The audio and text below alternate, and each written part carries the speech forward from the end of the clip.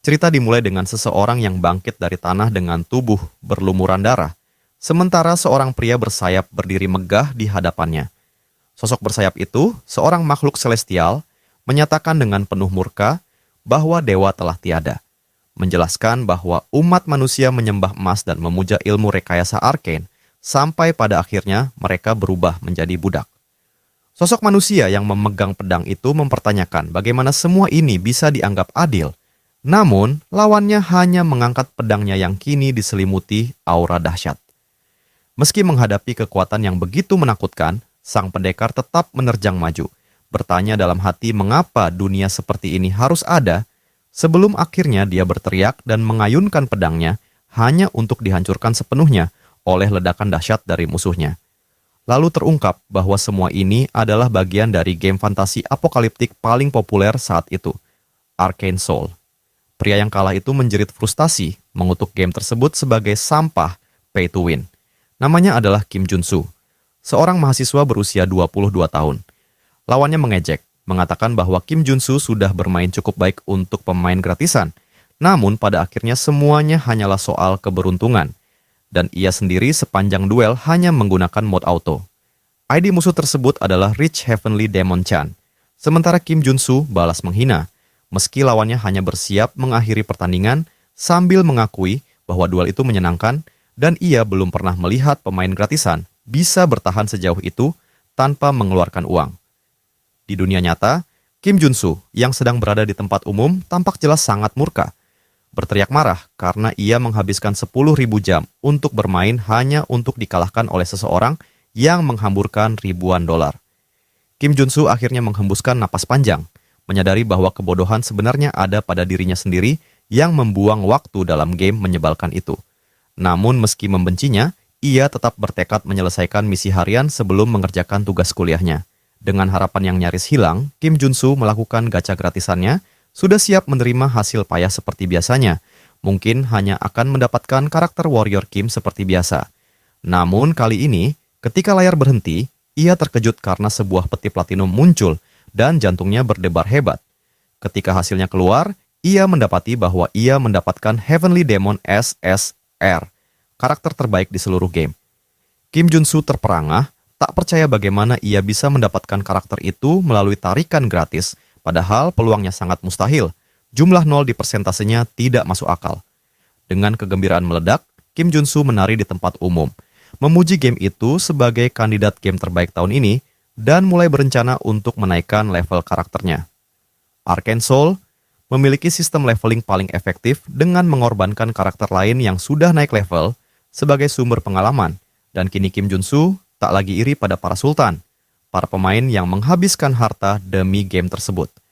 Ia mengorbankan semua Warrior Kim yang telah ia kumpulkan sepanjang ribuan jam bermain untuk memperkuat Heavenly Demon miliknya, dan sambil menyaksikan satu persatu karakter itu lenyap dari layar, ia tersenyum puas, mengatakan bahwa akhirnya ia bisa bermain seperti para sultan. Namun di tengah kegembiraannya, Kim Jun-soo lupa sepenuhnya bahwa ia sedang berada di tempat umum dan melangkah tanpa sadar ke tengah jalan. Ketika ia menoleh ke kanan, nasibnya seperti sudah tertulis. Ponselnya terjatuh dari genggamannya, dan ia bergumam bahwa situasi ini terasa begitu familiar. Saat ia membuka mata kembali, ia menatap langit-langit asing dan merasa kebingungan. Kim Jun-soo bertanya-tanya mengapa ia berada di rumah sakit, kepalanya berdenyut lalu ingatan menghantamnya. Ia berjalan ke jalan raya dan tertabrak oleh truk kun, benar-benar bertindak seperti orang bodoh. Kim Jun-soo mengutuk dirinya dalam hati karena begitu ceroboh. Tiba-tiba seorang wanita masuk memanggilnya Warrior Kim dan terkejut melihatnya sudah sadar. Kim Jun-soo mengernyit bingung, bertanya dalam hati apa maksudnya, sementara wanita itu bergegas memanggil dokter. Kim Jun-soo lalu melihat papan identitas di samping tempat tidurnya yang tertulis jelas nama Warrior Kim, serta laporan medis yang menyebutkan dislokasi dan gegar otak akibat kecelakaan. Ia menghela napas panjang, membatin bahwa mungkin jauh di lubuk hatinya, ia merasa bersalah telah mengorbankan semua Warrior Kim. Namun itu tetap tidak menjelaskan mengapa namanya tercatat sebagai Warrior Kim. Saat Kim Jun-soo mencoba bangun untuk memastikan keadaan, rasa sakit luar biasa menyambar kakinya dan membuatnya menjerit. Seorang perawat masuk tergesa-gesa dan memperingatkan bahwa ia belum boleh bergerak. Sementara Kim Jun-soo merintih menanyakan kenapa rasanya begitu sakit. Dokter masuk dan menjelaskan bahwa ia ditabrak truk dan mengingat kondisinya, ia justru cukup beruntung hanya mengalami cedera itu.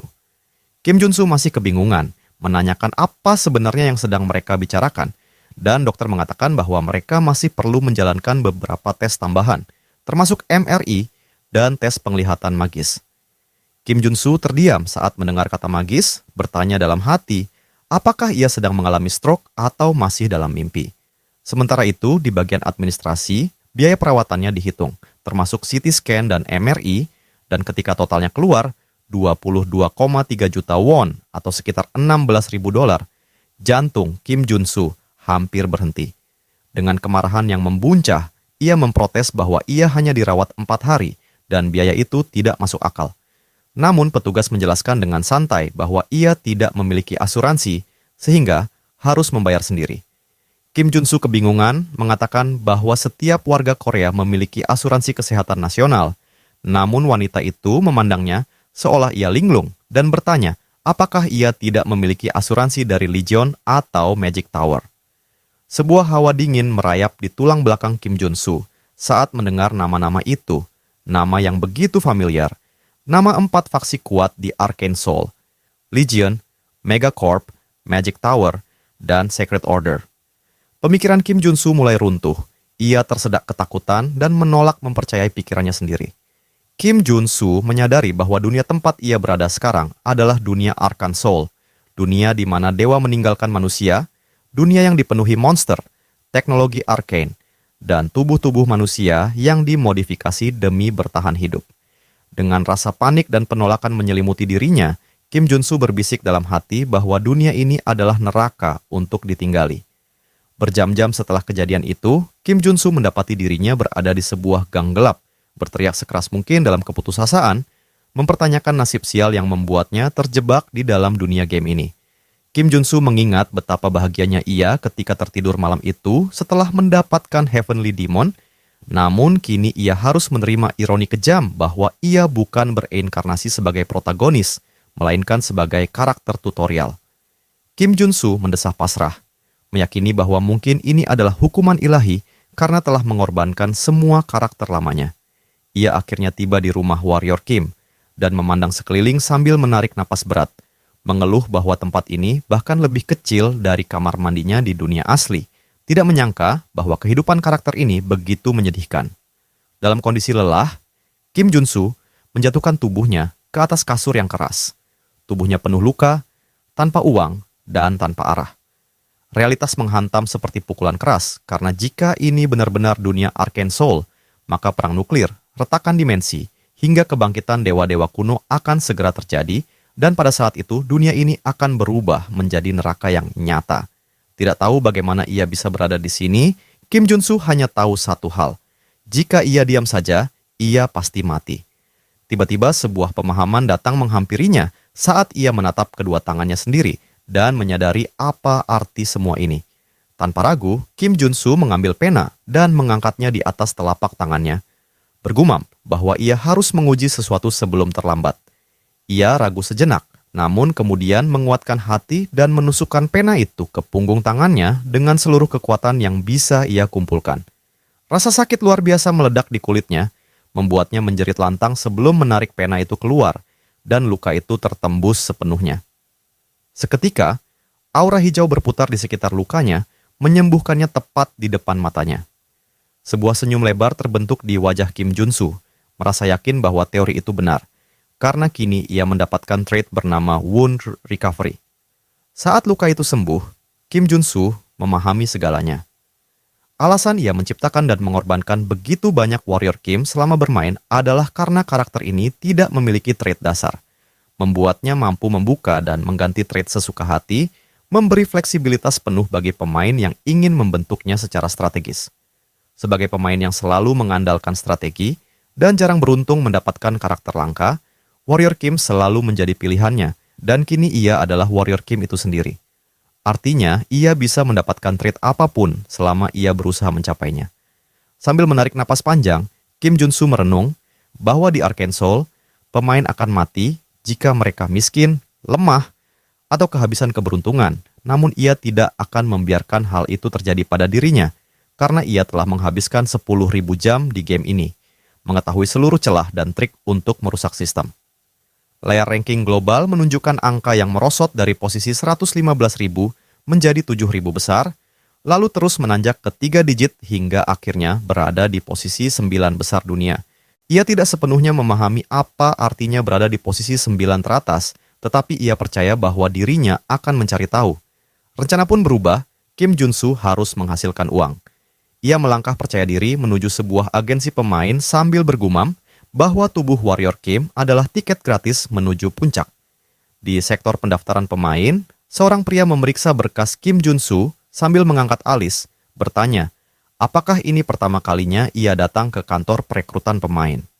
Kim Jun-soo mengangguk dan mengatakan bahwa ia ingin bergabung dengan bisnis purifikasi mana. Kim Jun-soo menjelaskan bahwa ia membutuhkan uang untuk mendanai aktivitas gacha pay to win, dan menggunakan tubuhnya untuk bekerja adalah satu-satunya pilihan. Pria itu, dengan name tag bertuliskan Choi Senso, bersandar santai sambil meletakkan kakinya di atas meja, menatap Kim Jun-soo dengan ekspresi mengejek dan berkata bahwa meski mereka menyebutnya purifikasi mana, pekerjaan membersihkan dungeon bukan sekadar membunuh monster lalu mengambil barang jarahan, karena terekspos mana terlalu lama akan mengikis kemanusiaan seseorang, mengubahnya menjadi mutan, dan itu adalah alasan pekerjaan ini mematikan. Kim Jun-soo menanggapi tanpa ragu bahwa ia memahami sepenuhnya cara kerja dunia ini, bahkan menjelaskan bahwa mana yang memenuhi dunia telah menyebabkan monster menguasai Arcane Soul dan membuat tubuh manusia termodifikasi demi bertahan. Choi Senso akhirnya menyerah dan mengatakan bahwa setelah cukup anggota terkumpul, Kim Jun-soo akan ditugaskan dalam tim. Namun ia memperingatkan bahwa banyak orang sepertinya datang demi uang dan keluar dengan jiwa yang mati. Kim Jun-soo hanya tertawa santai dan menyombongkan diri bahwa ia akan keluar dalam kondisi lebih baik daripada Choi Senso, karena bekerja keras tanpa mengeluarkan uang telah menjadi keahliannya sejak dulu. Pertemuan dilanjutkan dengan pengenalan anggota tim, dimulai dengan leader tim bernama Deer yang langsung menatap Kim Jun-soo dengan tatapan tajam sambil menyilangkan tangan. Deer bertanya dengan nada meremehkan apakah Kim Jun-soo adalah anak baru yang dikirim ke sana. Dan ketika Kim Jun-soo mengangguk tanpa ekspresi, Deer tiba-tiba menarik kerah bajunya dan mendekatkan wajah dengan tatapan membunuh, memperingatkan bahwa jika Kim Jun-soo menunjukkan tanda-tanda mutasi, ia akan membunuhnya tanpa ragu, sambil menyuruhnya agar tidak memohon untuk diselamatkan. Kim Jun-soo hanya tersenyum tipis, menjawab dengan nada santai bahwa ia akan mengingatnya. Dalam hati, Kim Jun-soo justru terkesan karena Deer adalah karakter R-rank dalam game yang ia kenal, masih dalam wujud manusia sebelum transformasinya. Ketegangan mulai membara ketika seorang pria lain masuk dan menegur Deer agar tidak memperlakukan pendatang baru seperti itu karena mereka kekurangan personel. Pria itu bernama Hedgehog, seorang veteran yang telah 5 tahun membersihkan dungeon. Deer mendecak kesal, namun suasana kini berubah karena tim telah resmi terbentuk. Di tengah rasa kesal yang masih terasa, Deer hanya bergumam bahwa ia berharap Jun-soo tidak membuat kekacauan. Lalu Jun-soo melihat bagaimana Deer menoleh pada kelompok dan memberikan instruksi tegas bahwa mereka hanya punya 4 jam untuk membersihkan 5 lokasi sehingga tidak ada waktu untuk terbuang. Jun-soo mengamati Deer dengan sorot mata penuh perhitungan sambil berpikir betapa jauh lebih tangguh sosok Deer ini dibandingkan versinya di dalam game. Sementara Hedgehog menepuk pundaknya sambil berkata agar ia tidak terlalu memikirkan Deer, karena meskipun tampak keras di luar, pria itu memiliki sisi baik di dalam. Jun-soo menjawab dengan anggukan santai, tidak terlalu memedulikan. Kemudian mereka tiba di lokasi pertama, yaitu tempat pembuangan rongsokan yang langsung disambut. Keluhan semua orang tentang bau busuk yang menusuk, hingga membuat salah satu pekerja menggerutu bahwa tidak peduli berapa kali datang, ia tidak akan pernah terbiasa dengan bau ini. Deer mengabaikan keluhan itu, dan menyatakan bahwa ia akan membuka pintu masuk, mengaktifkan kartu akses sehingga pintu dungeon terbuka dan memperlihatkan pemandangan menjijikkan berupa campuran sampah dan residu sihir.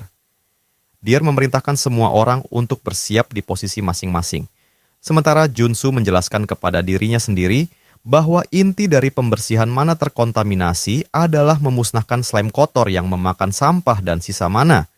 makhluk lemah, namun menjengkelkan, karena jika dibelah akan mengganda, sehingga satu-satunya cara menghabisi mereka adalah menghancurkan inti mana kecil yang ada di tubuh mereka.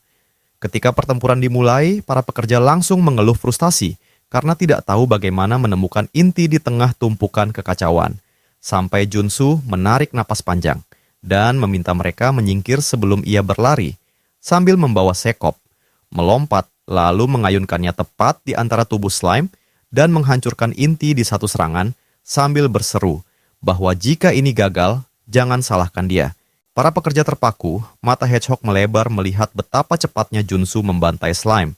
Sementara Deer menatap dengan ketertarikan, dan Junsu hanya tersenyum puas sambil terus menyerang, menghancurkan inti satu persatu bahkan sebelum slime mengganda, semuanya hanya dengan sekop tanpa senjata sungguhan, sehingga para pekerja hanya bisa bertanya, apakah hal ini benar-benar mungkin? Dan Junsu menjawab dengan senyum penuh percaya diri bahwa tentu saja mungkin.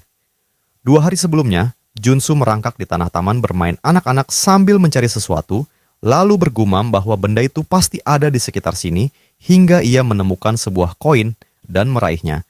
Saat itulah notifikasi tak terlihat muncul dalam pikirannya bahwa ia telah memperoleh trait Treasure Hunter, membuatnya tersenyum lebar dan berputar girang seperti anak kecil memegang trofi.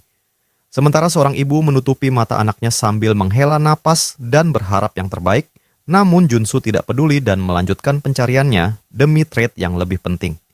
Kemudian adegan berganti ke momen kurang glamor ketika Junsu muntah di tempat sampah, karena ia memaksakan diri berada di lingkungan menjijikkan untuk mendapatkan trait Contamination Resistance.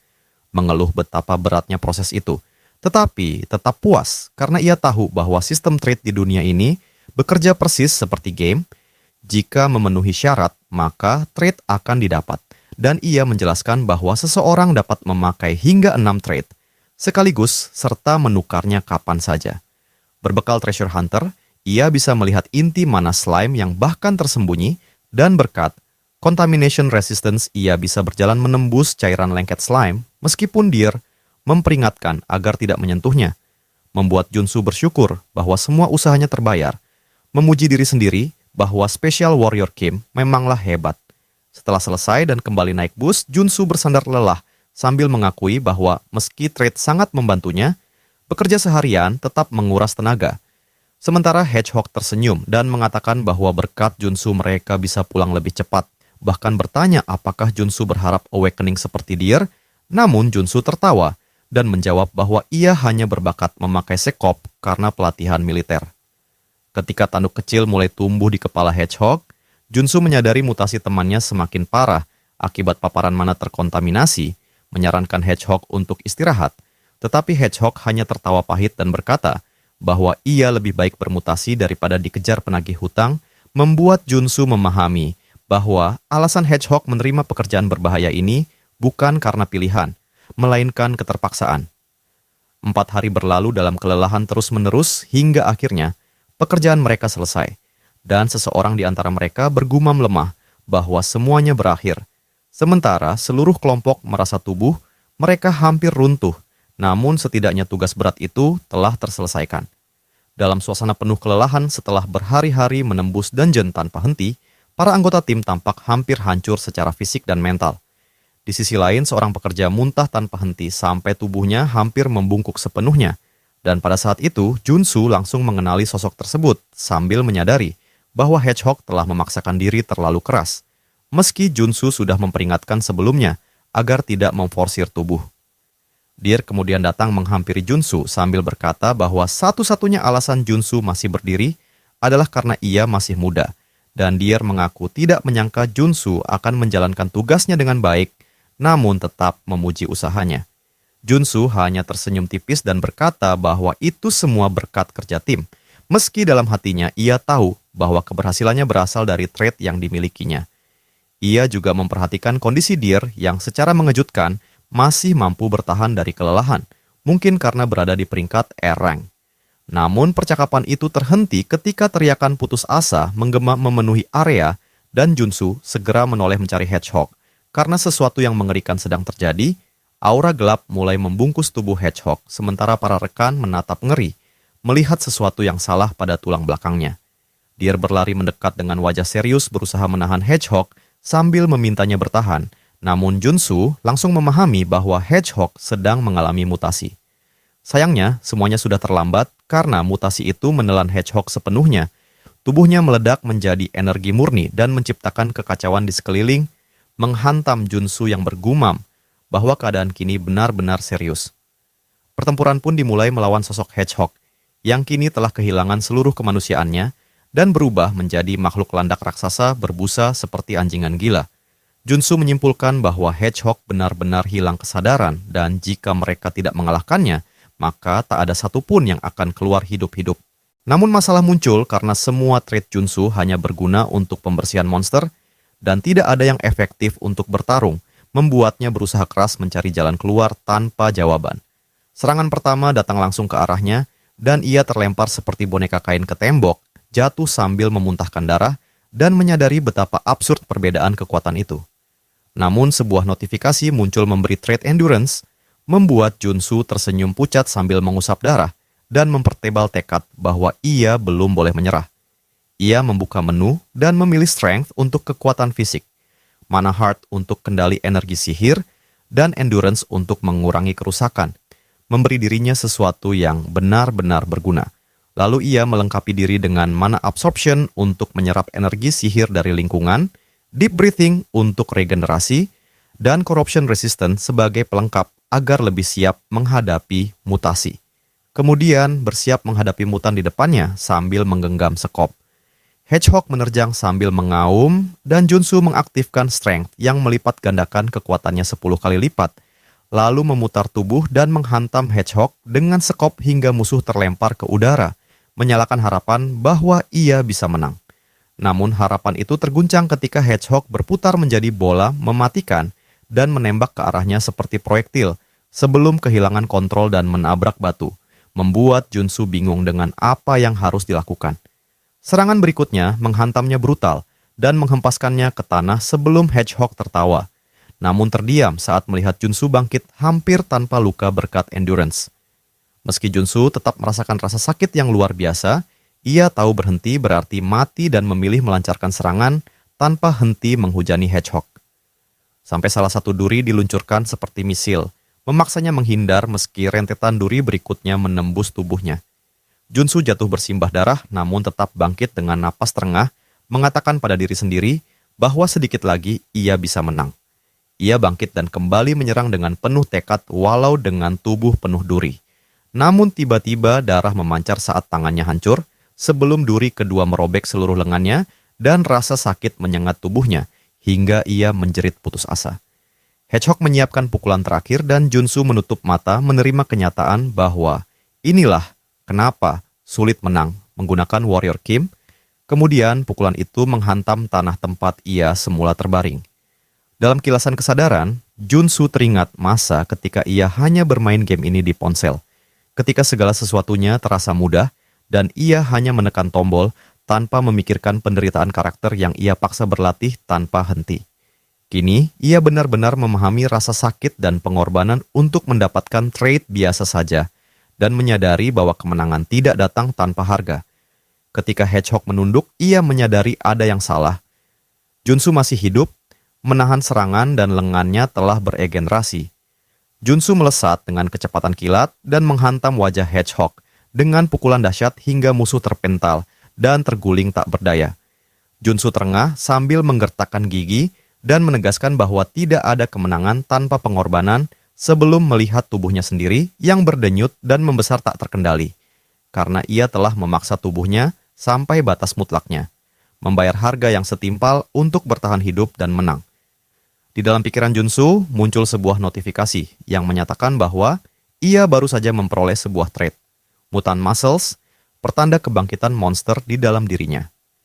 Tubuh Junsu masih dipenuhi duri tajam ketika Hedgehog terlempar menghantam tanah, sementara Junsu menyeringai karena ia tahu alasannya menyerang dengan begitu nekat sejak awal adalah demi mendapatkan trait tersebut.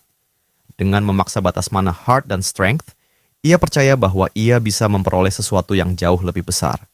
Dan kini, semuanya menyatu, mengaktifkan trait baru bernama Mutant Muscles, membuat Hedgehog kembali menyerang tanpa ragu, namun Junsu berdiri tegak tidak bergeming sambil berpikir bahwa segala hal yang ia lakukan sampai detik ini adalah untuk momen ini. Ketika Hedgehog melayangkan tinju, Junsu menahannya dengan mudah lalu tertawa, seraya menantang musuhnya untuk memukulnya lagi. Namun Hedgehog mendengus marah dan tangannya berubah, memanjang dengan duri-duri tajam. Lalu ia menyerbu dan menghantam dada Junsu sehingga tubuh Junsu terlempar jatuh dan tertusuk dari berbagai arah. Terlihat seolah Junsu tidak akan bangkit lagi, tetapi tubuhnya mulai beregenerasi, organ-organ terbentuk ulang, dan perlahan ia menyadari ada sesuatu yang berbeda karena regenerasi ini bukan hanya memulihkan, tetapi juga mengubah dirinya. Hedgehog menatap bingung ketika Junsu membuka trait baru, Mutant Body. Struktur tubuhnya mengembang, dan kini tubuhnya menyamai bentuk raksasa Hedgehog, membuat Junsu tersenyum dan berterima kasih kepada Hedgehog, karena semua ini terjadi berkatnya. Kemudian, Junsu bergerak maju tanpa ragu, dan Hedgehog meraung menyerang dengan kekuatan penuh. Keduanya tidak mundur sedikit pun, saling bertukar pukulan, sebuah pertarungan murni kekuatan brutal, berlangsung dengan hantaman yang seimbang hingga suara dentuman memenuhi area dan pertarungan terasa, layaknya pertempuran monster sejati. Di dekat sana, Deer terbangun dalam keadaan linglung, mengangkat kepala sambil bertanya-tanya kebisingan apa yang terjadi hingga penglihatannya perlahan jelas dan ia membeku melihat pemandangan seperti adegan kaiju yang saling bertarung. Mata Deer tertuju pada Junsu yang kini setara dengan monster, membuatnya tidak percaya karena manusia biasa seharusnya tidak mungkin bisa bertarung setara dengan mutan. Ketika Junsu dan Hedgehog saling memukul dan sama-sama terlempar jatuh, Junsu terengah-engah sambil berpikir bahwa hal ini tidak semudah yang ia duga, karena meski kini fisiknya sebanding dengan Hedgehog, jika pertarungan ini terus berlanjut, ia justru akan terdesak. Hedgehog mengeluarkan lengkingan dahsyat dan Junsu menyipitkan mata, menyadari bahaya dan memutuskan bahwa ia tidak punya pilihan lain. Ia mengaktifkan trait Corruption Resistance, lalu dengan sadar menghapusnya. Deer terkejut melihat apa yang terjadi di hadapannya, sementara tubuh Junsu mulai bergetar keras dan berubah dengan cepat. Kulitnya menghitam, memanjang, otot-ototnya tumbuh liar, dan ia berjuang mempertahankan kewarasannya. Namun proses monsterifikasi penuh telah dimulai, membuat kulitnya memerah pekat, dan tubuhnya membesar menjadi raksasa sesungguhnya. Sebuah raungan purba keluar dari tenggorokannya, menggema menggetarkan udara dan membuat Hedgehog ketakutan untuk pertama kali dalam hidupnya. Di atas mulut mutannya muncul lingkaran sihir yang bersinar, lalu semburan energi murni ditembakkan langsung mengenai Hedgehog, membuat monster itu terpental jauh hingga hilang dari pandangan. Sementara Deer terpaku dengan ketakutan, bertanya-tanya apa yang barusan terjadi. Ketika Deer mendongak, ia melihat sosok raksasa mengerikan yang merupakan wujud mutasi penuh Junsu, dan tubuhnya gemetar ketakutan sambil bertanya, bagaimana mungkin ini bisa terjadi? Namun bagi Junsu ini hanyalah trait baru yang ia raih. Deer menelan ludah, naluri tubuhnya berteriak untuk lari, dan ia mulai merangkak menjauh ketika Junsu tiba-tiba mengulurkan tangan ke arahnya, membuat Deer menutup mata siap menerima kematian. Namun yang terdengar justru suara batuk dan erangan sakit. Ketika Deer membuka mata, ia melihat Junsu sudah kembali ke wujud manusia meski terengah-engah, lalu tubuhnya ambruk menelungkup sambil bergumam bahwa ia berhasil. Penjelasan mengalir bahwa Corruption Resistance adalah pertahanan terakhir ketika seseorang berada di ambang menjadi mutan penuh, dan teori umum mengatakan bahwa begitu berubah total, seseorang tidak akan pernah bisa kembali menjadi manusia. Namun Junsu tahu cara lain, dan meski tubuhnya terus membusuk dan beregenerasi berulang kali dengan rasa sakit tak tertahan, ia tetap mempertahankan kesadaran sekejap agar bisa menukar trait Corruption Resistance dengan trait mutan. Sebuah taruhan berbahaya yang berhasil ia menangkan. Beberapa saat kemudian di area pembersihan, Junsu terkulai kelelahan sambil berkata bahwa ia merasa seolah seluruh otot dan tulangnya bergerak sendiri dan ia tidak ingin merasakannya lagi. Dengan tubuh goyah ia bangkit dan berjalan tertatih menuju tubuh Hedgehog. Lalu sebuah orb ungu keluar dari mulut monster itu yang ia ambil, terungkap sebagai mana core level 1, sehingga Junsu tersenyum miring dan berkata bahwa semua itu ternyata sepadan. Lalu mulai menari sambil bercanda bahwa pembersihan area ini benar-benar menguntungkan. Deer menghampiri dan bertanya apakah Junsu baik-baik saja setelah transformasi mengerikannya, Dan Junsu menjawab santai bahwa ia hanya bertaruh bisa kembali dan beruntung berhasil, membuat Deer tercengang karena itu adalah risiko gila. Junsu lalu memberikan beberapa mana core level 0 pada Deer karena dirinya sudah memiliki mana core level 1 dan ia mengatakan ia ingin kembali untuk menghirup udara segar. Sementara Junsu menatap mereka karena ia menyelamatkan semua orang dan bahkan membagi keuntungan sambil berharap mereka menjaga rahasianya. Namun, Deer tetap menatap Junsu dengan tatapan curiga, seolah ingin memastikan apa yang baru saja ia saksikan sungguh nyata. Di gedung milik Choi Senso, terlihat bagaimana ia mulai memuji Junsu dengan berlebihan, hingga Junsu bertanya-tanya apa maksud dari segala sanjungan itu, dan Choi Senso menjelaskan bahwa seharusnya Junsu mengatakan sejak awal jika ia adalah seorang superhuman, agar mereka bisa memberinya pekerjaan yang layak. Saat itulah Junsu mengerti asal mula semua pujian ini, karena dalam dunia Arcane Soul, seorang superhuman adalah mereka yang terbangkitkan dengan skill yang memberi mana luar biasa, menjadikan mereka kaum bangsawan di dunia, di mana kekuatan berarti otoritas dan keselamatan, serta hanya superhuman yang mampu mengalahkan mutan. Namun dalam kasus Junsu, semua ini hanyalah celah desain game karena ia bisa memperoleh trade. Choi Senso lalu memasukkan tangan ke sakunya, mengatakan bahwa ia harus membayar Junsu atas keberhasilan pembersihan wilayah, dan Junsu mencoba tetap tenang seraya berpikir licik untuk membiarkan Choi Senso percaya bahwa ia benar-benar superhuman. Choi Senso kemudian mengeluarkan tumpukan uang, menjelaskan bahwa mereka telah membersihkan 5 zona dan kelompok mengambil 20% dari total biaya, yaitu 50 juta won. Sehingga jika dibagi rata Junsu, seharusnya mendapat 5 juta. Tetapi, kali ini berbeda karena Choi Senso meletakkan uang di meja dan mengatakan kelompoknya hanya akan mengambil 5% dari bagian Junsu, serta memberinya bonus 12 juta. Senyum Junsu melebar, lidahnya hampir membentuk hati saking bahagianya, dan ia keluar ruangan sambil bernyanyi, membuat seseorang berkomentar bahwa ia tampak sangat senang dan pasti mendapat bayaran besar. Junsu mengakui hal itu dan menyapa seorang pria yang ia kenal. Namun, pria itu mengatakan ia datang untuk meminta bantuan karena istrinya sakit dan ia memohon pinjaman uang, meski merasa tidak pantas meminta pada orang yang hampir tidak ia kenal. Junsu merespons tegas bahwa menolong orang tanpa mengetahui latar belakangnya adalah ide buruk karena bisa jatuh miskin atau ditikam dari belakang, dan hidup saat ini sudah cukup berat.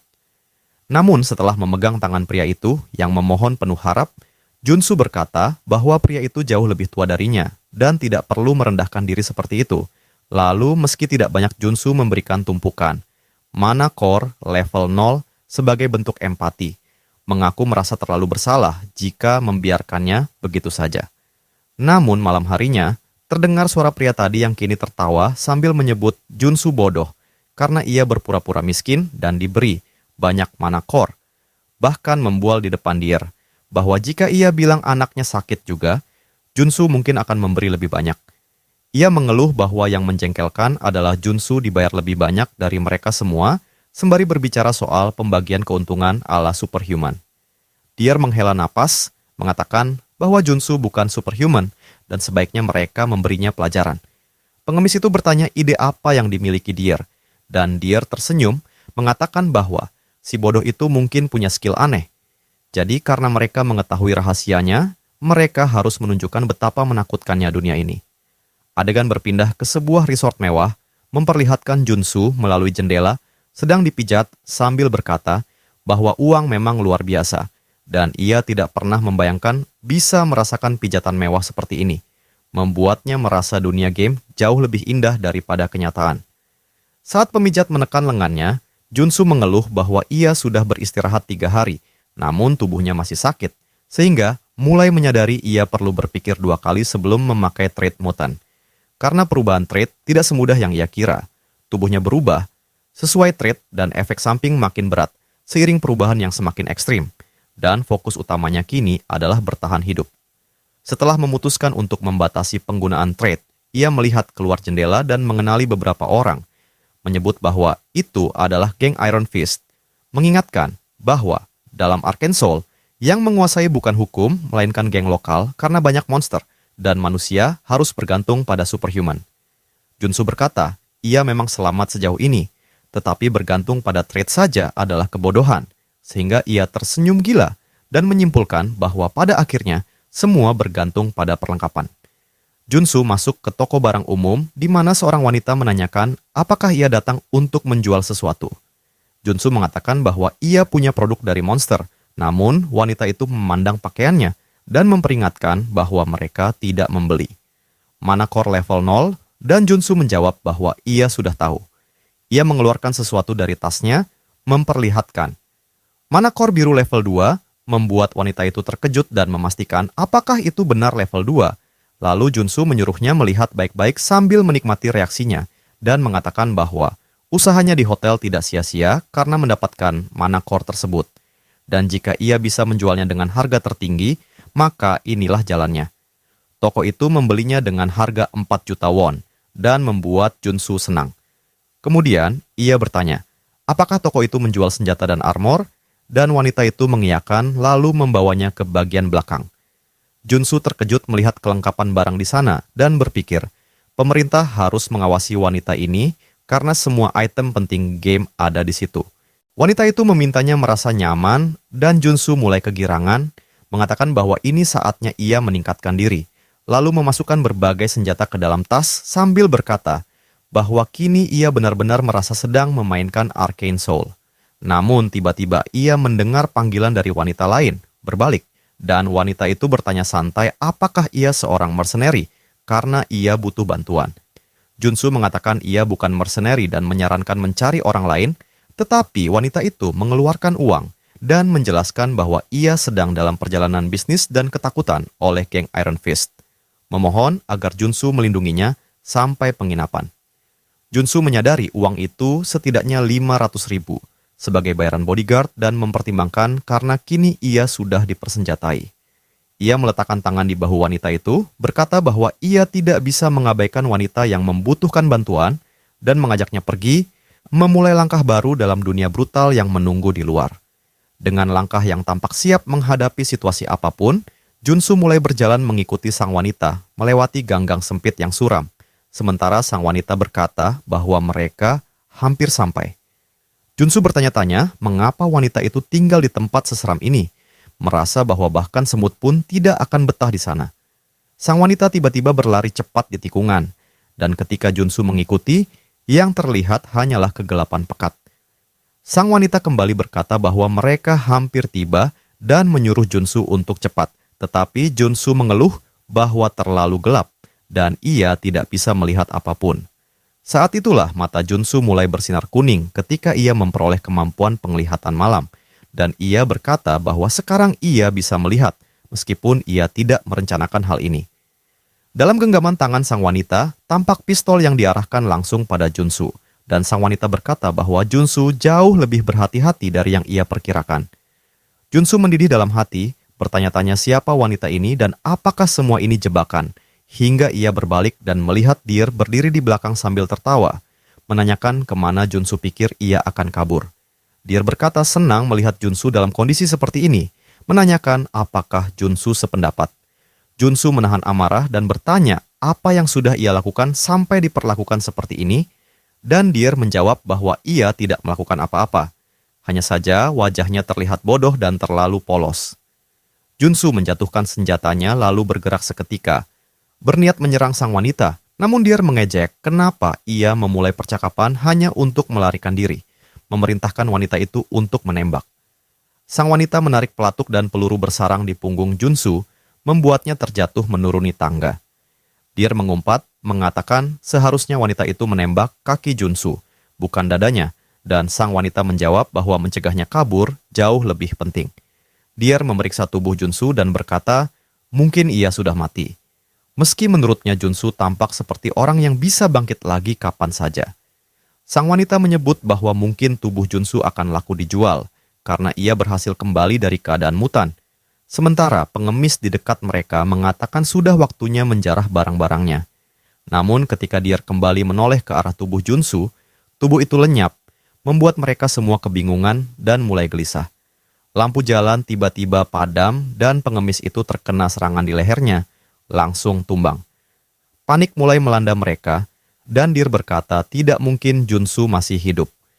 Di kegelapan, Junsu mengatakan bahwa ia tidak akan mati di tangan para pengkhianat yang membalas kebaikan dengan kebusukan, dan beruntung ia sempat memakai rompi anti peluru dari toko tadi, yang membuatnya memperoleh kemampuan berpura-pura mati ketika tertembak. Deer gelisah mencari Junsu di kegelapan, sementara Junsu muncul tepat di belakangnya, mengatakan bahwa ia berada tepat di sini. Junsu berkata bahwa ia telah menyelamatkan nyawa Deer, dan sekarang ia akan mengambilnya kembali, lalu menghantam wajah Deer dengan pukulan brutal hingga darah muncrat. Deer terjungkal namun segera bangkit dan menendang Junsu, tetapi Junsu menghindar dengan cepat dan mengatakan bahwa Deer seharusnya berterima kasih karena telah diselamatkan, bukan mencoba membunuh orang yang menyelamatkannya. Saat Deer hendak tumbang, Junsu menyuruhnya menggigit tepi trotoar, bersiap menendang. Tetapi sang wanita menembak Junsu, mengenai lengannya, dan bertanya pada Deer apakah ia baik-baik saja. Junsu menggeram bahwa ia terlalu ceroboh, dan menyadari bahwa dalam dunia Arcane Soul, musuh terburuk bukanlah monster atau mutan, tetapi manusia. Junsu tahu ia terlalu naif dan mudah percaya. Dengan tangan berlumur darah, Junsu mencabut senjatanya untuk tidak mengulangi kesalahan, menembak senjata dari tangan sang wanita, lalu menembak salah satu lelaki di pundaknya, mengatakan bahwa cukup. Kedua, penyerang berguling menahan sakit. Sesuatu memantul di dinding dan Junsu berbalik, berpikir ia harus menghabisi Deer terlebih dahulu, tetapi Deer meluncurkan serangan mendadak. Junsu terkejut namun masih sempat menangkis tendangan itu dan kehilangan senjatanya. Saat itu terlihat kaki Deer berubah, menandakan ia telah terbangun sebagai superhuman level 1. Junsu berkata bahwa game ini dibuat dengan buruk karena kebangkitan superhuman adalah sistem pertumbuhan dasar bagi karakter pemain. Dan dalam dunia Arcane Soul, superhuman level 1 dapat mengancam warga biasa bersenjata otomatis. Junsu mundur menciptakan jarak, sementara Deer berkata ia akan membunuhnya. Kini Junsu harus menghadapi superhuman hanya dengan tubuhnya sendiri. Deer menghilang dari pandangan, bergerak begitu cepat hingga Junsu kebingungan mencari keberadaannya. Ia mengetahui bahwa Deer memiliki dua kemampuan, gerak stereoskopik dan tendangan. Gerak stereoskopik memberinya kelenturan kaki luar biasa untuk bergerak bebas ke segala arah, dan kali ini ia berlari di dinding. Junsu menoleh ke atas ketika melihat Deer meluncur dari ketinggian, menggunakan momentum dan berat tubuh untuk menghantam dengan tendangan mematikan. Junsu bergumam bahwa ia harus menghindar, lalu berguling ke samping, membiarkan tanah di tempat ia berdiri hancur berkeping. Deer terkejut dan kesal karena serangannya gagal, bersiap menyerang lagi, sambil yakin kali ini Junsu tidak bisa menghindar. Ketika benturan terjadi, Deer tersenyum yakin telah menang, tetapi Junsu berkata bahwa ia tidak berniat menghindar, karena ia menahan tendangan itu dengan senjata besinya, menyebut Deer sebagai makhluk mutan yang tidak tahu diri. Junsu menyeringai, tahu bahwa membeli tongkat teleskopik itu adalah keputusan terbaiknya. Beberapa jam sebelumnya di sebuah toko perlengkapan, Junsu tampak ragu saat menimbang apakah membeli senjata benar-benar sepadan. Karena sebagai warrior king, ia paham bahwa meskipun dirinya sebagai karakter kelas warrior dapat terus berkembang, tetap ada batas seberapa efektif senjata dapat ia manfaatkan. Itulah alasan Junsu memutuskan memilih senjata jarak dekat yang ternyata berupa pentungan mekanis yang bisa dipanjangkan. Sebuah pilihan tepat karena dalam dunia Arcane Soul, setiap karakter memiliki senjata serta trait efektif sesuai kelasnya. Adegan berpindah ketika kita melihat kaki Deer mulai gemetar sementara Junsu berhasil mendorongnya mundur, menyadari bahwa untuk mengalahkan Deer, ia harus menggunakan senjata dan trait jarak dekat milik seorang warrior, lalu Junsu mengayunkan pentungan ke bawah dan menghantam Deer hingga terjatuh, memicu trait baru bernama Strike, trait khusus kelas warrior. Tak berhenti, Junsu langsung menghujani Deer dengan serangan bertubi-tubi untuk mengumpulkan lebih banyak trait, mencoba pukulan ke bawah, uppercut, dan serangan maju. Bahkan serangan samping, meski ia tidak yakin apakah gerakan itu menghasilkan trait tambahan atau tidak. Deer akhirnya melihat celah lalu menendang Junsu dengan kekuatan penuh, membuat Junsu sempat ragu apakah harus menghindar atau bertahan. Namun ia memutuskan untuk tidak mundur. Setelah sejauh ini, menahan serangan itu dengan siku, meski risikonya patah tulang, lalu memaksa tubuhnya terus maju dan menghantam Deer kembali tanpa memberi jeda.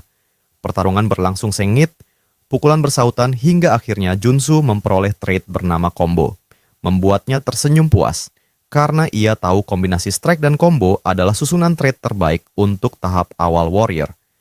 Dengan tangan kiri memukul dan tangan kanan mengayunkan pentungan, Junsu menghajar Deer seolah sedang memukul samsak tinju, membuat Deer merintih, memohon agar ia berhenti ketika kesadarannya mulai memudar.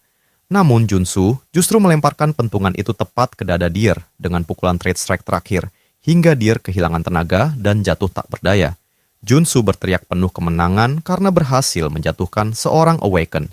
Namun tiba-tiba lengannya terasa terbakar oleh udara dan seluruh tubuhnya mulai terasa sakit sementara aura merah berkumpul mengelilinginya, membuat Junsu sadar bahwa ada sesuatu dalam dirinya yang akan meluap. Cahaya meledak dari posisi Junsu berdiri, lalu aura keemasan menyelimuti ujung jarinya, dan di tengah momen itu Junsu menerima kenyataan pahit dunia Arcane Soul, bahwa hari itu ia benar-benar terbangun sebagai superhuman level 1. Junsu mengepalkan tangan, berseru girang bahwa saatnya telah tiba, bahkan melakukan handstand saking semangatnya sambil mengumumkan bahwa ia akan mulai mengambil pinjaman bunga rendah dan mencari pekerjaan bergaji tinggi sebagai langkah awal hidup barunya. Namun tiba-tiba seorang pria besar mendekat dan bertanya apa yang sedang dilakukan Junsu. Dan ketika Junsu menoleh, ia terkejut melihat seorang lelaki tua raksasa membawa senjata besar. Dialah Iron Fist Kim, karakter dasar kedua setelah Warrior Kim dalam Arcane Soul, seorang prajurit penguat spesialis senjata api yang menggunakan lengan prostetik untuk menembak sekaligus pemimpin kelompok Iron Fist yang ditakuti. Junsu langsung menyadari kesalahan fatalnya karena bertarung di wilayah geng tersebut dan pasti telah menimbulkan kekacauan. Iron Fist menanyakan apakah Junsu tahu di mana dirinya sedang berbuat kekacauan, dan Junsu menjawab bahwa ia diserang secara tiba-tiba dan ia tak bisa tinggal diam. Namun Iron Fist menyiapkan senjata pernapasan Amerika sambil berkata, jika begitu berarti orang-orang itu lebih menakutkan daripada geng Iron Fist. Junsu mulai panik, menyadari bahwa jika bertarung dalam kondisi ini ia akan mati sia-sia. Namun Iron Fist menempelkan senjata ke dadanya dan berkata bahwa Junsu tidak memahami situasinya dan akan melihat apa akibatnya mengusik wilayah seseorang.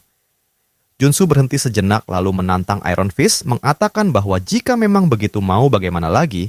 Kemudian Junsu meraih moncong senjata itu, mengatakan bahwa ia adalah orang yang akan mati begitu saja. Kemudian menekan pelatuk dan menembak dadanya sendiri. Iron Fist terkejut menyaksikan tindakan nekat itu hingga menyebut Junsu sebagai psikopat. Namun Junsu justru tertawa puas sambil berdiri kembali dan memperlihatkan bahwa ia mendapatkan trait Regeneration. Iron Fist kemudian tertawa kecil menyebut kemampuan Junsu menarik, dan Junsu menjelaskan bahwa Regeneration adalah versi peningkatan dari Wound Recovery yang hanya bisa didapat setelah menjadi superhuman level 1, lalu memperingatkan bahwa meremehkannya adalah awal kehancuran. Junsu menunjuk adegan pembunuhan 3 orang di belakangnya dan menyatakan bahwa dirinya tidak hidup hanya karena keberuntungan, dan siapapun yang berani menyentuh Warrior Kim harus siap dengan konsekuensinya. Iron Fist tertawa, menyukai keberanian Junsu, namun memutuskan untuk membiarkannya pergi kali ini, memberi Junsu kesempatan bernapas lega di dunia kejam Arcane Soul. Dalam momen penuh ketegangan itu, Iron Fist kini mendekati Junsu sambil mengatakan bahwa Junsu berhutang padanya, dan Iron Fist menepuk bahu Junsu sambil menegaskan bahwa ia pasti paham maksudnya. Junsu memikirkan hal itu dan berkata dalam hati bahwa ia akan mengingat kejadian ini, sedikit bertanya-tanya apakah ia berhasil membujuknya. Iron Fist kemudian mengulurkan tangan dan menyatakan bahwa mungkin saja mereka bisa bekerja sama dalam misi berikutnya. Junsu menatap tangan Iron Fist itu, berpikir bahwa Iron Fist bukan tipe orang yang akan mengkhianatinya, dan jika demikian, tidak ada salahnya membentuk koneksi saat ini.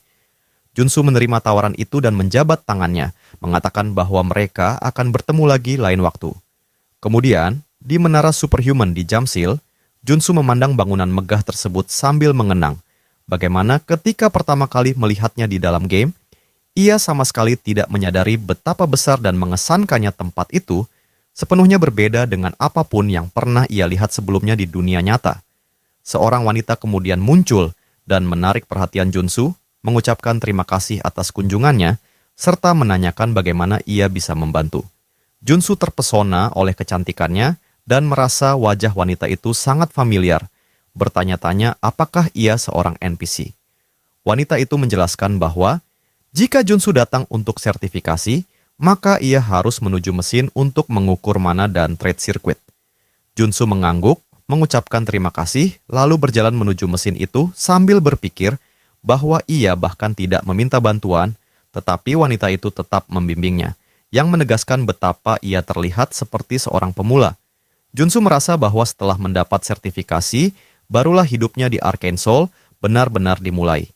Namun, sebelum itu terjadi, terdengar suara keras yang membuat Junsu terkejut.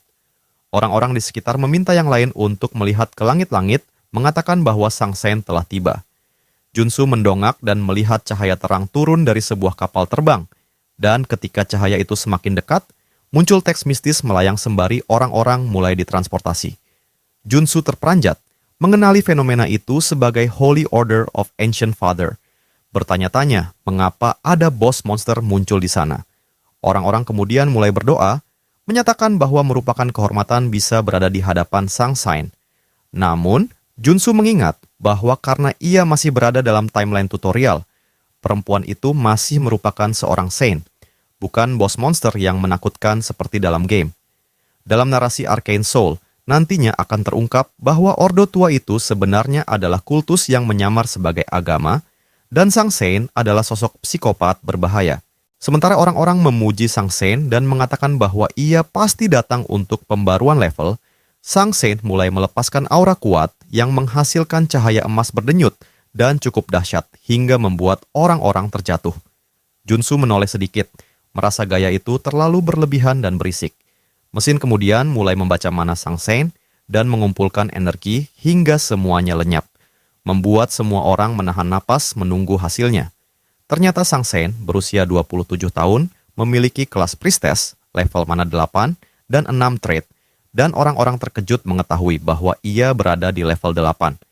Sang Sen tersenyum saat orang-orang memuji bahwa ia memiliki 6 trait. Namun Junsu berkeringat, menyadari bahwa ini bukan hal untuk dirayakan karena level 8 setara dengan seisi kapal induk militer, menjadikannya kekuatan tingkat negara yang berjalan. Lalu Junsu mengeluh dalam hati, mengapa perempuan kuat selalu memiliki sisi gila. Junsu juga tahu bahwa meskipun ia mencoba memperingatkan orang-orang, ia hanya akan dianggap gila dan bisa saja diserang seperti di zaman abad pertengahan. Karena itu, Junsu memutuskan untuk melanjutkan proses pengukuran mana dan memilih menurunkan trait-nya menjadi 3 agar tidak menarik perhatian berlebihan. Namun, tiba-tiba, Sang Sen menoleh, seperti merasakan sesuatu, dan ketika para pengikutnya bertanya, ia menjawab bahwa ada sesuatu yang menarik perhatiannya. Dalam sekejap, Sang Sen muncul tepat di belakang Junsu, mengatakan bahwa Junsu memiliki kemampuan yang menarik. Junsu kaget, mengulang dalam hati apa yang baru dikatakan Sang Sen sambil bertanya-tanya apakah ia benar-benar menyadari perubahan trait-nya. Semua orang memperhatikan dan bertanya-tanya mengapa Sang Sen berbicara dengan seseorang yang tampak biasa saja. Sang Sen kemudian memegang tangan Junsu dan bertanya namanya. Junsu menyebut dirinya sebagai Warrior Kim sambil berpikir bahwa satu-satunya alasan seorang priest bertanya nama seseorang di dunia Arcane Soul adalah untuk memberkatinya. Namun sebelum pikirannya selesai, Sang Sen menyatakan bahwa ia mewakili Holy Order Ancient Father dan langsung memberkatinya. Sang Sen menegaskan bahwa Ancient Father selalu menginginkan kekuatan seperti miliknya, dan Junsu harus percaya serta menemukan kedamaian di dunia yang menyiksa ini. Ketika simbol-simbol mantra mulai muncul di lengan Junsu, orang-orang di sekelilingnya iri karena ia diberkati oleh putri pertama Ancient Father. Namun, Junsu justru merasa ngeri, memikirkan bahwa jika ia menerima trait berkat, maka ia tidak punya pilihan selain menjadi paladin ordo tersebut. Sementara ia tahu bahwa Ordo Ancient Father akan kalah melawan tokoh besar di Arcane Soul dalam perang melawan Korea Selatan. Tokoh yang tak lain adalah Celestial Demon. Saat upacara berlanjut, Junsu menarik paksa tangan Sang Sen dan berlutut. Menolak berkat itu membandingkannya dengan dipaksa berinvestasi pada saham yang akan jatuh. Sorot mata Sang Sen berubah gelap, tampak seperti psikopat sepenuhnya, dan berkata bahwa ia pasti salah dengar. Namun Junsu menjawab bahwa ia sangat serius. Sang Sen berusaha mengendalikan amarah, menyatakan bahwa setiap orang memang berhak memilih untuk menerima atau menolak. Di dalam suasana yang kembali memanas, sang sains mengatakan bahwa sang Ancient Father telah menaruh perhatian padanya. Sang saint meletakkan tangan di bahu Junsu sambil memberikan peringatan bahwa energi ilahi yang kuat sudah berakar di dalam dirinya. Dan jika Junsu tidak sanggup mengatasi kekuatan sekecil ini, maka kehendak bebasnya yang rapuh pada akhirnya tidak akan berarti apa-apa. Seketika tubuh Junsu mulai diselimuti api kuning, dan ia menjerit kesakitan di hadapan semua orang. Orang-orang bertanya-tanya bagaimana mungkin seseorang seperti Junsu bisa menolak berkat. Apakah ia tidak religius atau semacamnya? Ternyata Junsu terserang Divine Fever, sebuah hukuman berupa rasa sakit terbakar tanpa akhir akibat menolak pemberkat. Meski Junsu sudah bersiap menghadapi ini, rasa sakitnya masih seperti neraka yang membakar seluruh tubuhnya. Ini adalah salah satu debuff terkuat di seluruh game, menyebabkan rasa sakit konstan yang membuat seseorang tidak bisa hidup normal, dan satu-satunya cara menyembuhkannya adalah pergi ke kuil dan menerima berkat. Junsu menolak demi masa depan, namun kini ia merasa mungkin akan mati di tempat. Matanya berputar ke belakang sebelum kesadarannya lenyap. Namun air tiba-tiba disiramkan ke wajahnya, hingga Junsu tersadar kembali. Junsu melihat wanita yang sama seperti sebelumnya, menatapnya penuh kekhawatiran dan menanyakan apakah ia baik-baik saja. Junsu merasa terharu karena tidak ada yang membantu orang yang terkena Divine Fever, sebab mereka takut efek negatifnya menyebar. Junsu duduk tegak lagi dan berkata ia akan bertahan sedikit lebih lama. Sambil duduk bersila, Junsu memperoleh trait baru bernama Divine Resistance, mulai membangun ketahanan terhadap api ilahi. Junsu menjelaskan dalam hati bahwa ia tidak menolak berkat secara sembrono. Debuff ini semakin kuat tergantung jumlah total mana target, dan karena ia masih level 1, efeknya relatif lebih lemah. Ada beberapa solusi. Yang pertama adalah memperoleh trait resisten, dan itu sudah ia capai. Kini Junsu mulai memusatkan mana dalam tubuhnya. Masih belum jelas apakah ia membuka trait baru atau mengaktifkan mana absorption. Namun ia kembali menjerit kesakitan sementara wanita itu terus menyiramkan air agar tubuhnya tetap dingin. Junsu merasakan kontras antara api dan air, mencoba menyeimbangkannya hingga rasanya waktu berhenti. Panas dan dingin menyatu sementara ia memadamkan api dengan mana di dalam dirinya. Ketika ia membuka mata, cahaya biru menyala kuat dari tubuhnya hingga membuat sang wanita terkejut. Junsu memperoleh trait baru bernama Mana Barrier. Api kini tidak bisa lagi menyakitinya. Junsu tersenyum, sadar bahwa ini adalah skill level 1 yang biasa dimiliki warrior tipe defender. Wanita itu bertanya apakah ia baik-baik saja, dan Junsu menjawab bahwa ia sudah pulih berkat bantuannya. Semua orang tercengang melihat Junsu mampu menahan Divine Fever. Bertanya-tanya apakah itu mungkin. Memang Junsu belum benar-benar sembuh sepenuhnya, ini hanya langkah sementara. Namun setidaknya rasa sakit hilang dan nyala hitam di tubuhnya membuatnya terlihat keren. Kini giliran Junsu mengukur mana. Ia naik ke alat pengukur dan mulai mengisi energi hingga naik semakin tinggi sambil tersenyum menunggu hasilnya. Ketika hasil keluar, semua orang terkejut melihat bahwa ia level 1 tapi memiliki 6 trait. Mereka menyebutnya kelahiran super rookie dan bahwa inilah alasan sang saint menaruh perhatian padanya. Junsu sadar ia kini menarik perhatian besar, padahal tujuannya adalah menjadi protagonis overpowered, tapi tersembunyi di bayang-bayang. Wanita itu mengucapkan selamat karena belum pernah melihat seseorang memulai dengan 6 trait, dan kini mereka bisa mengeluarkan lisensinya. Junsu mengikuti wanita itu ke ruangan lain, di mana ia menaruh lisensi di meja dan menyatakan bahwa Junsu resmi tersertifikasi sebagai superhuman. Junsu menangis haru mengatakan ia bekerja keras demi ini, namun ketika wanita itu ingin menjelaskan semua keuntungan sebagai superhuman, Junsu mengatakan bahwa ia sudah tahu dan langsung menyebutkan semua hak istimewa. Wanita itu kaget melihat betapa pahamnya ia, lalu Junsu mengatakan bahwa ia kecanduan game, atau lebih tepatnya doktor dalam bidang superhumanology. Junsu juga menekankan bahwa ia tidak suka membuang waktu dan bertanya apakah ada cara untuk pergi secara diam-diam. Wanita itu tertawa dan berkata tentu saja ia sudah menyiapkan jalan keluar rahasia. Junsu tersipu saat wanita itu berdiri dan memintanya mengikutinya sambil tersenyum. Mereka berdua muncul memakai jubah dan Junsu berterima kasih karena ia benar-benar dijaga dengan baik. Wanita itu bahkan memberinya jalur rahasia dan jubah yang memberinya trait stealth. Junsu merasa benar-benar kewalahan karena kebaikan itu. Wanita itu menunjukkan pintu keluar, mengatakan ia hanya boleh membimbing sampai sana karena aturan. Junsu membungkuk dan berterima kasih tulus, dan wanita itu mendoakan perjalanan Junsu.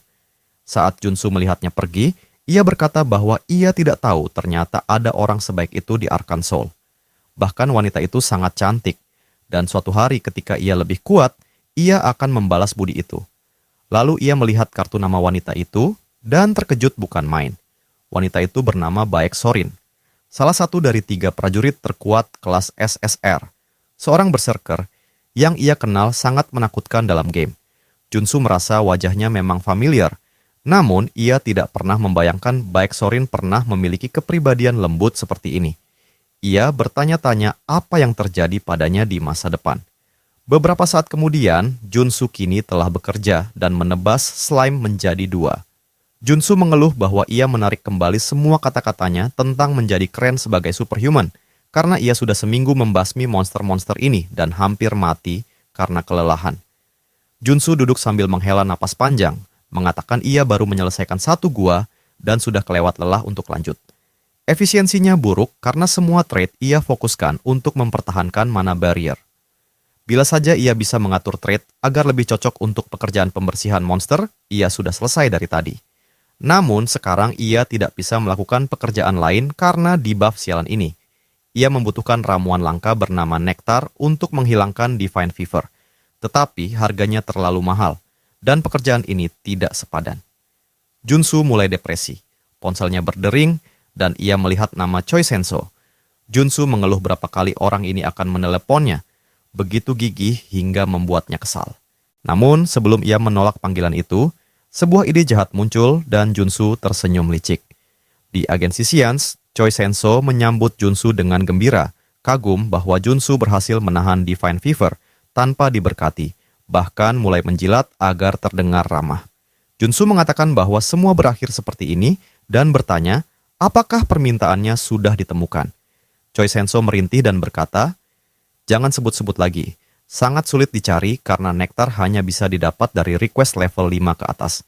Dalam ketegangan yang terus meningkat, Junsu berkata pada Choi Senso bahwa jika ia tidak mendapatkan nektar, ia akan pergi saja, namun Senso buru-buru menahannya sambil menjelaskan bahwa ini terkait kontrak eksklusif mereka dan ia harus mendapatkannya dengan cara apapun.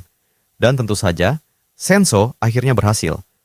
Junsu mulai tersenyum, sadar bahwa karena Senso putus asa ingin mengamankan kontrak superhuman, ia pasti melakukan segalanya untuk memenuhi permintaan itu. Lalu Junsu bersandar sambil bertanya, apa isi sebenarnya dari request tersebut? Ketika Senso menyerahkan dokumen, ia bertanya apakah Junsu pernah mendengar tentang Security Number 1, dan Junsu menjawab baru kali ini mendengarnya, mengira itu perusahaan keamanan. Namun Senso menjelaskan bahwa itu adalah perusahaan militer swasta, dan termasuk dalam jajaran 10 besar, dipimpin oleh pasangan suami istri yang berasal dari keluarga seni bela diri tradisional yang sangat kuat. Junsu heran apa yang kurang dari keluarga sekuat itu hingga harus mengajukan request, dan Senso mengungkap bahwa masalahnya ada pada putra mereka yang sudah berusia lebih dari 20 tahun namun belum juga terbangun sebagai superhuman, padahal konon ia sudah menyimpan mana level 8. Namun tetap tidak bisa bangkit, sebuah misteri yang membuat syarat.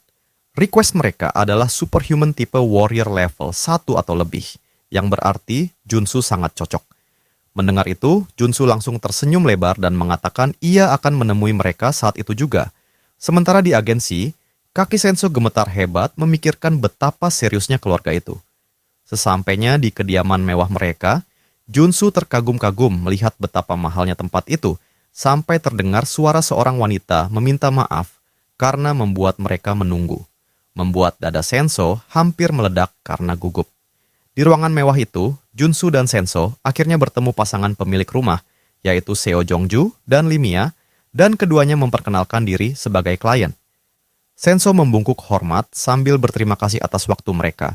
Sementara Junsu melakukan hal yang sama, seraya menyebut bahwa aura keduanya menunjukkan bahwa mereka pasti superhuman level 6 ke atas. Namun Jongju hanya mendesah sinis dan menyatakan bahwa ia bisa melihat betapa lemahnya Junsu hanya dari mata saja. Membuat Mia menegurnya dan memintanya kembali ke kamar jika ia ingin bersikap seperti itu. Namun Jongju dengan keras kepala menolak, sehingga Mia menghela napas dan mempersilakan Junsu serta Senso duduk. Mia berkata bahwa kedatangan mereka berarti mereka berniat menerima request. Namun Junsu mengatakan bahwa ia ingin memeriksa kondisi putra mereka terlebih dahulu, karena mungkin ada alasan khusus yang mencegah kebangkitannya.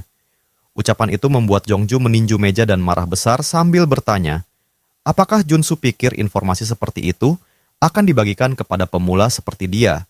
Namun Mia kembali menenangkan suaminya dan meminta maaf, menjelaskan bahwa hal menyangkut putra mereka memang membuat Jongju mudah terpancing. Dan karena ini bukan hal yang bisa diceritakan pada orang asing, mereka hanya akan menjelaskan jika Junsu menerima request. Apalagi mereka bisa melihat Divine Fever masih memengaruhi tubuhnya, dan pasti ia sangat membutuhkan nektar. Mendengar itu, Junsu semakin yakin dan menyatakan ia menerima request tersebut, serta meminta mereka memanggil putra mereka.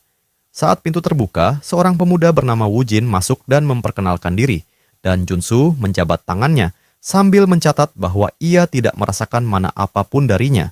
Namun ketika melihat sarung tangan Wu Jin, Junsu memuji penampilannya dan berkata, pasti sarung tangan itu digunakan untuk menyegel mana. Seketika seluruh keluarga terkejut, dan Junsu tersenyum karena begitu melihat sarung tangan Wu Jin, ia langsung mengerti bahwa keluarga itu sengaja memasang syarat level 1 superhuman dan memanfaatkan rumor tentang nektar untuk memancingnya datang. Sebab Wu Jin sebenarnya sudah diberkati oleh order sang Ancient Father, namun menolak. Sehingga, mananya tersegel untuk menghindari Divine Fever, dan mereka tidak bisa mengumumkan ini pada publik. Wu Jin terpesona dan memuji kecerdasan Junsu, sementara Junsu berkata dalam hati bahwa ia sudah tahu masa depan. Junsu menjelaskan bahwa di masa depan, Wu Jin menjadi paladin garis depan order Ancient Father, karena akhirnya menyerah demi keluarganya. Namun sekarang Wu Jin masih melawan. Mendengar itu, Jongju yang sebelumnya arogan kini mendekat dengan penuh rasa hormat dan memohon apakah ada cara agar putranya tidak harus menjalani berkat itu. Seluruh keluarga memandang Junsu dengan tatapan memelas, dan Junsu mencibir dalam hati melihat perubahan sikap Jongju yang tiba-tiba bersikap lembut. Lalu Junsu dengan percaya diri menyatakan bahwa tentu saja ada solusi, karena setelah menghabiskan 10.000 jam bermain Arcane Soul, sudah jelas ia tahu cara menangani situasi ini. Dengan sikap penuh keyakinan, Junsu meletakkan tangannya di bahu Wu Jin sambil mengatakan bahwa ia memahami penderitaan Wu Jin karena ia telah melalui hal yang sama dan ia akan membebaskannya dari nasib yang mengekang itu. Wu Jin langsung menangis terseduh-seduh dan memeluknya, menunjukkan kesetiaan yang sangat besar seolah telah menemukan penyelamat. Sementara Junsu berkata bahwa siapapun entah saint atau bukan, jika mencoba menyeretnya ke kultus rendahan seperti itu, ia tidak akan tunduk, dan kini masa depan bawahannya sudah berada di hadapannya. Namun menjelang melanjutkan rencananya, Junsu mendorong Wu Jin pelan dan berkata bahwa sebelum semuanya berjalan, ia ingin menambahkan satu syarat penting. Dalam ketegangan yang semakin meningkat, Jongju menatap penuh kewaspadaan dan bertanya apa yang diinginkan Junsu. Dengan ekspresi tenang namun penuh perhitungan, Junsu menjelaskan bahwa karena tingkat kesulitan permintaan kini meningkat, maka wajar jika dirinya meminta sesuatu yang setimpal sebagai balasan. Mia mengangguk pelan, mengakui bahwa permintaan itu masuk akal, sebab sekarang bukan hanya soal membangkitkan kekuatan Wu Jin, tetapi juga mengatasi demam ilahi yang menggerogoti tubuhnya. Dengan suara tegas, Mia menyatakan bahwa mereka akan melakukan apapun bila Junsu benar-benar dapat menyembuhkan putra mereka. Mendengar itu, Junsu mengungkapkan syarat tambahannya, yaitu keinginannya untuk mempelajari teknik pedang pemecah gunung, sebuah teknik sakral dan legendaris. Jongju dan Mia tampak terkejut, sementara Wu Jin menunjukkan raut ketakutan, dan Senso di sisinya memasang ekspresi panik seolah baru sadar dirinya berada dalam bahaya besar. Namun, bukan Jongju, melainkan Mia yang maju selangkah dengan aura membunuh yang sangat mengerikan, membuat udara di ruangan seolah berhenti. Mia menuntut apakah Junsu benar-benar memahami apa yang baru saja dimintanya. Junsu terperanjat, heran bagaimana aura pembunuhan Mia dapat jauh lebih menakutkan dibandingkan suaminya. Di benaknya, Junsu menyadari bahwa ia baru saja meminta warisan teknik pedang legendaris yang hanya diajarkan kepada para pewaris elit, teknik yang dalam dunia Arkan Soul mampu menumbangkan tank baja dan menggantikan skuadron jet tempur. Junsu menjelaskan bahwa walau meminta ilmu pedang di era modern tampak aneh, dalam dunia Arkan Soul kekuatan adalah segalanya, dan seorang superhuman tingkat 1 yang mempelajari teknik itu bisa melesat ke tingkat 4 dengan mudah, menjadi kekuatan yang melampaui logika game, layaknya kode curang fase awal. Kesadarannya merayap bahwa ia mungkin telah melampaui batas, namun ia bersikeras bahwa ia hanya akan menuntut itu jika berhasil menyelesaikan misi. Ketika ketegangan mencapai puncak, Wujin memanggil ibunya, membuat Mia tersadar dan menurunkan aura mematikannya. Mia kemudian berbicara dengan nada lebih tenang, menyatakan bahwa bila Junsu berhasil, ia akan menyerahkan chip memori berisi teknik pedang pemecah gunung bersamaan dengan nektar. Junsu tampak terkejut bahwa strategi itu berhasil, lalu berterima kasih sambil kembali menampilkan senyum sinis khasnya. Ia mengakui dalam hati bahwa ia sempat mengira akan mati di tempat, tetapi kini ia justru berpeluang memperoleh teknik pedang legendaris. Mia memperingatkan bahwa bila Junsu gagal, ia dan Jongju akan benar-benar kecewa, bahkan marah. Junsu menjawab dengan keyakinan bahwa itu tidak akan terjadi dan meminta agar mereka segera memulai prosesnya. Adegan beralih ketika Junsu, Mia dan Wujin menuju sebuah gudang besar yang telah diubah menjadi ruang khusus. Mia mengatakan bahwa ruangan berlingkaran formasi fokus mana serta 200 ramuan mana tingkat menengah telah dipersiapkan sesuai permintaan. Junsu menilai itu lebih dari cukup dan menegaskan bahwa ia ingin menangani pasien seorang diri. Dalam ketenangan menyelimuti langkah kaki mereka, Mia meminta maaf atas ledakan emosinya sebelumnya, menjelaskan bahwa Wujin pernah dipaksa menjalani berkat suci bahkan sebelum memulai sekolah, membuatnya terisolasi tanpa kesempatan berteman, tanpa hari-hari normal sebagai seorang anak.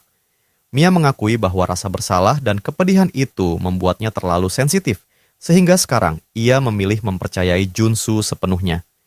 Wujin pun menenangkan ibunya, berkata bahwa semua sudah berlalu. Di dalam hati, Junsu merenung bahwa dalam permainan, Wujin kelak berbalik melawan keluarganya meski keluarga itu jugalah yang mendorongnya bergabung dengan Ordo Suci. Ia memahami mengapa versi masa depan Wujin menjadi dingin dan keras, namun rasa iba tetap muncul melihat kenyataan yang kini ada di depan matanya. Junsu menegaskan bahwa ia akan berhasil bagaimanapun caranya, dan kini saat mereka hanya berdua, ritual penyembuhan pun dimulai. Wujin gemetar ketakutan dan mengakui bahwa ia sempat mengira Junsu akan menyiksanya menggunakan kejutan listrik demi memaksanya bangkit. Junsu terkejut dan bertanya dalam hati jenis siksaan apa yang sudah dialami Wujin sebelumnya, lalu menjelaskan bahwa metode normal menyembuhkan demam ilahi adalah meminum nektar setelah kebangkitan. Namun karena tubuh Wujin memiliki terlalu banyak mana, demam ilahi memuncak hingga ia gagal bangkit. Junsu meminta Wujin tenang dan mengingat satu hal penting. Semua yang ia saksikan hari ini adalah rahasia mutlak. Dengan suara tegas, Junsu mulai menjelaskan prosedurnya. Pertama, penghalang mana harus diperluas sampai batasnya. Ketika penghalang melemah dan demam ilahi kembali menerjang tubuh Junsu, ia segera membuka tutup ramuan penyembuhan dan meminumnya, menyatakan bahwa momen itu adalah waktu terbaik untuk menembus siklus penderitaan. Junsu tersiksa ketika rasa sakit dan siklus demam mengulang tanpa henti, sementara botol-botol ramuan berjatuhan satu persatu. Junsu mengeluh soal rasa menjijikkan ramuan itu, tetapi setelah beberapa botol dikosongkan, ia memperoleh efek samping yang disebut sifat kecanduan obat, meningkatkan konsumsi mana dan rasa sakit, namun juga memperkuat efek ramuan. Dengan napas berat, Junsu kemudian menjelaskan bahwa dengan fokus penuh pada perisai mana ditambah efek ramuan, ia dapat menaikkan level teknik pertahanan itu menjadi perisai area. Setelah membentuk penghalang yang melingkupi tubuhnya, Junsu mengelap mulutnya dan menyatakan bahwa demam ilahi telah sepenuhnya dikeluarkan dari penghalang. Wujin terperangah dan memuji kemampuan luar biasa Junsu. Namun Junsu menegaskan bahwa ini belum waktunya kagum. Ia meminta Wujin melepas sarung tangannya. Wujin terkejut dan bertanya apakah ia mendengar dengan benar. Dan Junsu menjelaskan bahwa ia perlu mendorong tangan melewati penghalang dan meraih tangan Wujin.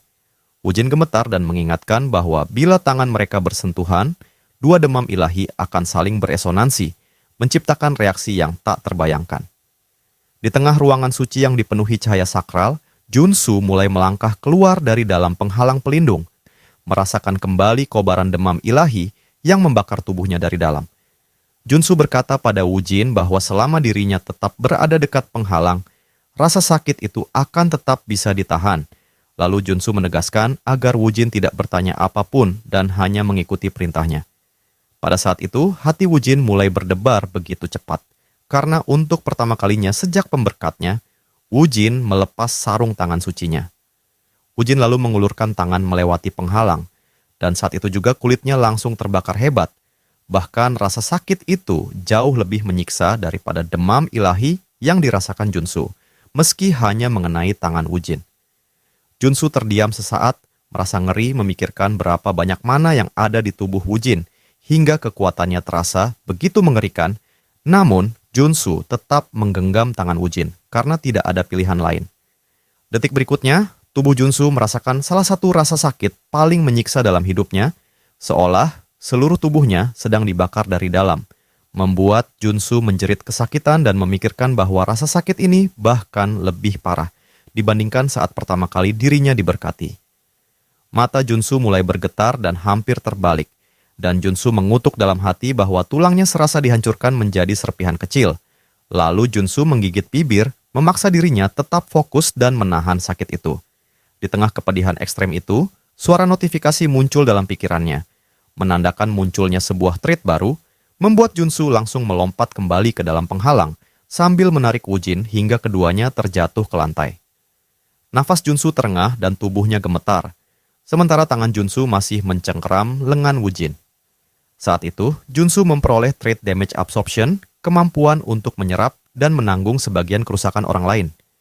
Junsu tersenyum tipis dan mengatakan bahwa upaya mereka berhasil, sementara Wujin memandangi tangannya yang kini telanjang tanpa sarung tangan, terkejut karena rasa sakitnya masih bisa ditahan.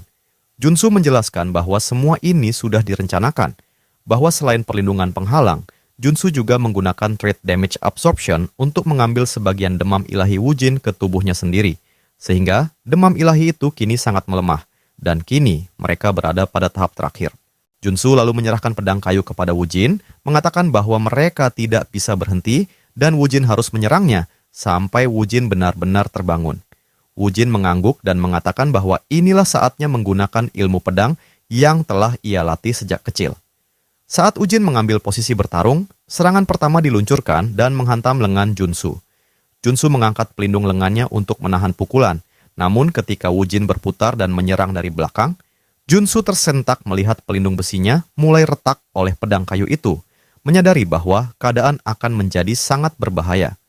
Junsu memperoleh trait protection, namun Junsu menyadari bahwa meski memiliki kemampuan itu, satu pukulan saja dari serangan Wujin bisa membuatnya berada di kondisi kritis. Lebih mengerikan lagi, semua ini dilakukan oleh seseorang yang bahkan belum sepenuhnya terbangun sebagai superhuman.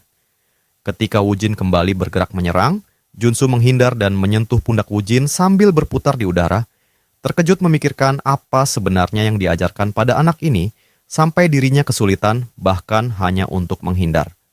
Saat mendarat, Junsu melihat aura tipis mulai bocor dari tubuh Wujin dan kini ia memperoleh trait evasion. Junsu tersenyum karena itu berarti Wujin berada di ambang kebangkitan. Namun Junsu segera sadar bahwa keadaan memburuk ketika aura Wujin meledak semakin kuat, pedangnya berpendar, dan Wujin langsung naik ke peringkat SSR. Wujin memasuki kondisi one with the sword, keadaan mengerikan di mana pedang dan tubuh menjadi satu, sebuah trait luar biasa bagi kelas warrior. Tetapi tidak ada waktu untuk kagum karena Wujin kehilangan kendali dan melepaskan gelombang aura, mematikan langsung ke arah Junsu. Melihat serangan itu mendekat, Junsu tahu bahwa jika terkena, dirinya pasti mati. Junsu memaksa seluruh trait pertahanan bekerja bersamaan, memusatkan penghalang pada kedua lengannya, dan dengan dukungan lingkaran fokus mana di ruangan itu, Junsu menyiapkan pertahanan terakhir. Gelombang aura menghantam dan meledak, mengguncang tanah dan meruntuhkan permukaan lantai, menciptakan gelombang kejut dahsyat. Dari balik asap, sebuah perisai mana mulai terbentuk, menandakan bahwa Junsu memperoleh trait mana shield. Junsu menghela napas berat, lega karena berhasil bertahan hidup, menyadari bahwa perpaduan antara mana barrier dan protection menciptakan pelindung yang baru saja menyelamatkannya dari kematian, meski barusan ia hampir benar-benar mati. Woo-jin mulai terhuyung, mengejutkan Junsu yang melihat Woo-jin ambruk dan pingsan. Junsu mengeluh sambil menatap Woo-jin yang tertidur pulas setelah nyaris membunuhnya. Namun ia lega karena Woo-jin tidak mengalami kejang, hanya kehilangan kendali karena proses kebangkitan. Junsu teringat bahwa dalam game, Woo-jin memang karakter kuat dengan peringkat SSR seperti sekarang. Namun karena kali ini Woo-jin terbangun sebagai warrior bukan paladin, trait pertamanya menjadi sword trait. Junsu mengangkat tubuh Woo-jin sambil bergumam bahwa ia tidak tahu bagaimana perubahan ini akan mempengaruhi alur cerita dunia ini, namun Woo-jin adalah seseorang dengan hak istimewa dan kekuatan besar, dan kini ia berutang budi pada Junsu, sebuah keuntungan besar yang membuat Junsu tersenyum karena merasa bahwa mungkin saja Woo-jin adalah calon villain di masa depan. Setelah semuanya berlalu, Woo-jin akhirnya beristirahat di kamar, sementara Mia dan Jongju membungkuk penuh rasa syukur kepada Junsu karena berhasil menyembuhkan Woo-jin dari demam ilahi. Junsu dengan santai mengatakan bahwa itu bukan apa-apa, dan Senso langsung berubah menjadi penjilat sambil menyodorkan minuman untuk Junsu. Mia dengan lembut mengusap kepala Woo-jin yang tertidur, mengatakan sudah lama sekali ia melihat putranya tidur dengan damai seperti ini, dan ia benar-benar tidak tahu cara membalas budi sebesar ini. Jongju mengangguk dan menyampaikan bahwa selain nektar dan memori chip yang dijanjikan, mereka ingin memberikan biaya keberhasilan tambahan. Junsu terkejut mendengar tawaran itu karena ia sudah memiliki 2 barang tersebut. Namun Jongju menjelaskan bahwa yang akan mereka berikan adalah 1 miliar won. Meskipun bagi keluarga tersebut jumlah itu kecil dibanding jasa Junsu, Junsu hampir tumbang mendengarnya dan memaksa tersenyum sambil berkata bahwa akan sangat menyakitkan jika menolak pemberian itu. Padahal di dalam hati Junsu sedang melompat kegirangan mendengar hadiah luar biasa itu. Malam itu, ketika Senso dan Junsu dalam perjalanan pulang, Senso berbisik bahwa ini benar-benar seperti menang undian. Junsu menatap hadiah itu dengan kagum dan memutuskan bahwa ia akan beristirahat sejenak karena tetap harus menunggu waktu yang tepat. Senso mengerti dan mengingatkan Junsu agar tidak menarik perhatian Ordo atau pihak lain yang mungkin mendengar tentang hadiah tersebut dan mencoba mengejarnya. Senso juga menyesalkan bahwa jika Junsu memurnikan nektar itu dan meminumnya, mananya akan melonjak jauh. Junsu sendiri berpikir bahwa jika ia memurnikan nektar itu, level superhumannya akan meningkat pesat dibandingkan jika dipakai hanya untuk menyembuhkan demam ilahi.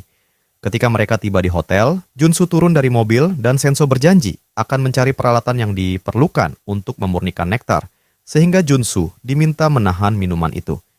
Junsu berpura-pura akan mempertimbangkannya, padahal dalam hati ia sudah tak sabar. Junsu mengoyakkan label botol itu dan memutuskan meminumnya segera.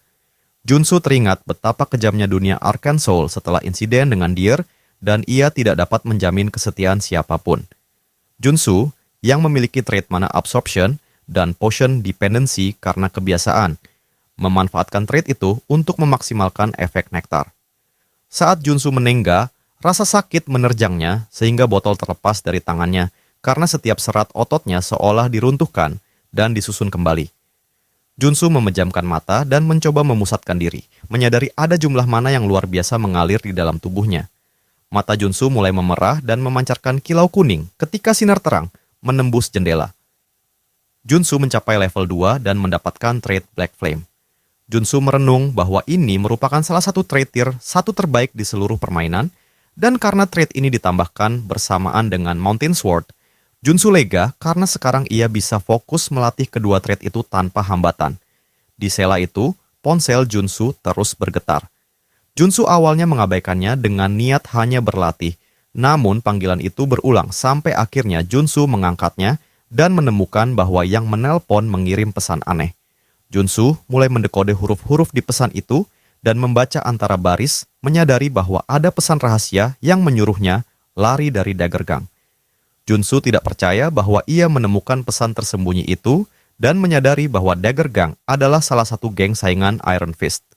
Junsu berpikir bahwa jika pengirim ingin berkhianat, ia akan menelepon seperti biasa untuk memancingnya, sehingga fakta bahwa pesan rahasia dikirim menandakan bahwa pengirim kemungkinan besar sudah ditangkap. Junsu mengamati bahwa kebocoran informasi itu mungkin terjadi saat Senso sedang mencari peralatan. Meski sedikit merasa bersalah, Junsu memilih mengabaikannya karena ia sudah mendapatkan nektar yang ia butuhkan. Dan di Arcane Soul, setiap orang bertanggung jawab atas hidupnya sendiri. Adegan bergeser dengan teriakan histeris yang memecah malam. Di ruangan gelap itu, Senso duduk terikat di kursi dikelilingi 3 pria yang marah. Para penyiksa mengomel bahwa Senso keras kepala karena sepanjang malam interogasi, ia tetap bungkam tentang keberadaan Rookie Superhuman. Senso berkata bahwa Rookie itu adalah orang yang membuat kontrak dengannya dan percaya padanya, tak peduli bagaimana dirinya disiksa, ia akan tetap bungkam. Para penyiksa yakin bahwa Senso tidak akan berteriak walau disiksa. Seorang pria menaikkan suasana tegang, melangkah sambil membawa kapak dan meremehkan pilihan tangan korban, lalu berjanji akan memotong tangan kanan Senso. Senso tetap bungkam. Tepat sebelum kapak jatuh, sebuah ledakan mengguncang dari belakang. Semua orang berbalik mencari sumber ledakan. Seorang penjaga merangkak ketakutan sambil berteriak tentang orang gila yang menyerang mereka. Sementara dari sudut lain, tampak Junsu mempersiapkan dan menembakkan peluncur roket ke arah gedung mereka. Junsu memperingatkan bahwa siapapun yang bermain-main dengannya akan menghadapi konsekuensi. Roket menghantam sisi gedung, meledak dahsyat, dan memaksa para preman bersenjata berhamburan keluar dalam kepanikan, berusaha menentukan dari mana tembakan itu berasal. Sementara itu, Junsu, yang mengintip dari lokasi lain, tertawa kecil sambil mengomentari bagaimana para preman keluar dari gedung seperti kecoak, menyadari bahwa meski bangunan terlihat seperti kompleks perumahan biasa, tempat itu jelas adalah sarang dagger gang yang telah berkali-kali dibersihkannya sampai membuatnya muak. Junsu tahu bahwa dungeon rumit itu tersusun dari 6 bangunan berbeda, dan karena misi ini adalah bagian tutorial, ia nyaris bisa menyelesaikannya dengan mata tertutup. Junsu berjongkok lalu melompat dari atap dengan senyum lebar, merasa akan melakukan speedrun. Di gang sempit tak jauh dari situ, beberapa anggota geng patroli saling bergumam, menduga ini ulah Iron Fist karena hanya mereka yang cukup gila untuk melakukan serangan seperti itu. Mereka menggebu-gebu bahwa setelah menemukan pelakunya, mereka akan membasmi habis siapapun yang berani melawan mereka. Di tengah kegelapan lorong yang sunyi, salah satu preman mendengar suara mencurigakan dari arah tempat sampah dan memutuskan untuk memeriksanya, sementara rekan-rekannya memperingatkan agar ia memastikan keadaan aman. Pria itu melangkah perlahan, mata menelusuri ujung gang yang dipenuhi bayangan, berusaha menemukan sumber suara, namun belum sempat melihat apapun. Dalam sekejap Junsu muncul dari balik kegelapan seperti bayangan maut. Tanpa memberi kesempatan untuk bereaksi, Junsu mencengkeram wajah pria itu dengan kekuatan menghancurkan dan menghantamkannya brutal ke tembok terdekat. Lalu tertawa kecil sambil mengatakan bahwa pria itu bahkan tidak mengenalinya, padahal berada tepat di depan wajahnya, dan menegaskan bahwa dalam urusan infiltrasi tidak ada kombinasi yang lebih ampuh selain berpura-pura mati dan bergerak sembunyi-sembunyi.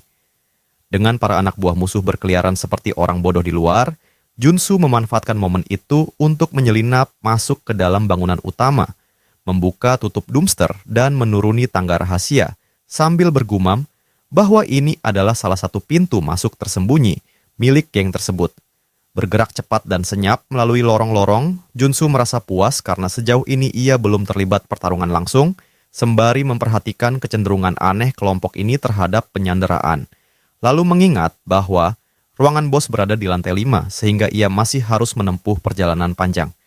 Karena itu, Junsu memutuskan untuk melanjutkan langkah dengan sangat hati-hati agar tidak menarik perhatian siapapun, namun tiba-tiba pengeras suara gedung menyala dan mengumumkan darurat, menyatakan bahwa ada musuh yang telah menyusup dan memerintahkan seluruh anggota bersenjata dan berkumpul di titik pertemuan. Berhenti di depan sebuah pintu, Junsu merenung bahwa jika ia keluar dari sini, ia akan langsung tiba di lobi yang merupakan rute paling efisien menuju tangga tengah yang langsung naik ke atas. Tetapi, kini lobi telah dibarikade dan siap menembaknya begitu pintu terbuka. Meski demikian, Junsu memutuskan untuk maju, menyeringai kejam dan melangkah masuk tepat di tengah barisan musuh. Lalu tanpa ragu mengeluarkan Gatling gun dari inventarisnya dan melepaskan badai peluru yang memporak-porandakan barisan depan dan menebar kepanikan. Ketika sisa penjaga belakang mencoba membalas tembakan, Junsu merasa permainan ini sudah cukup dan melempar granat, membuat para gangster membatu ketakutan sebelum ledakan meluluh lantakkan tubuh mereka. Ia tertawa kecil dan berlindung kembali di balik pintu sambil bergumam bahwa mengambil jalan yang sulit bukanlah gayanya. Kemudian menunjukkan segenggam bahan peledak sambil menyeringai bahwa ia sudah tahu 1 granat saja tidak akan cukup. Tanpa ragu, Junsu melempar 8 granat sekaligus dan menutup pintu keras-keras, membiarkan jeritan ngeri menggema sebelum akhirnya berubah menjadi keheningan mematikan. Lalu dengan puas berkata dalam hati bahwa ia berharap mereka menikmati pertunjukannya. Saat ia kembali masuk, pemandangan penuh mayat menyambutnya. Namun Junsu tetap waspada karena tahu bahaya belum benar-benar berakhir. Dan benar saja, salah satu musuh tiba-tiba bangkit, mengacungkan pistol sambil berteriak bahwa Junsu akan mati. Tetapi Junsu hanya bergerak tenang dan menghindar tepat sebelum peluru dilepaskan.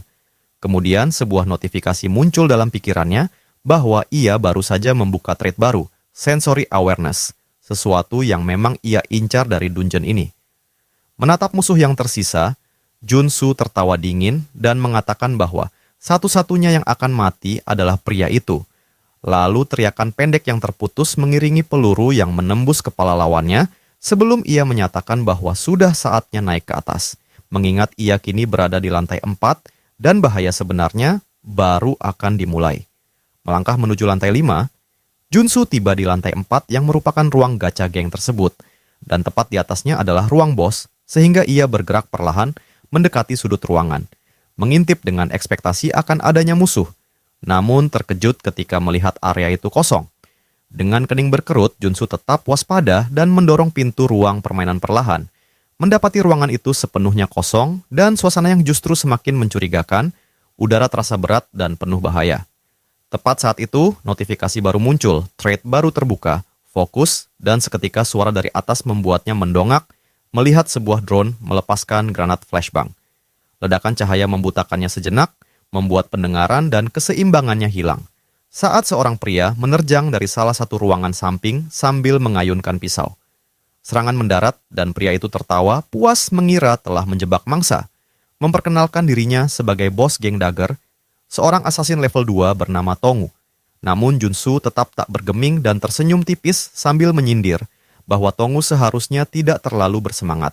Tong terkejut ketika menyadari pisaunya tidak menembus pertahanan Junsu, panik bertanya bagaimana bisa serangannya gagal.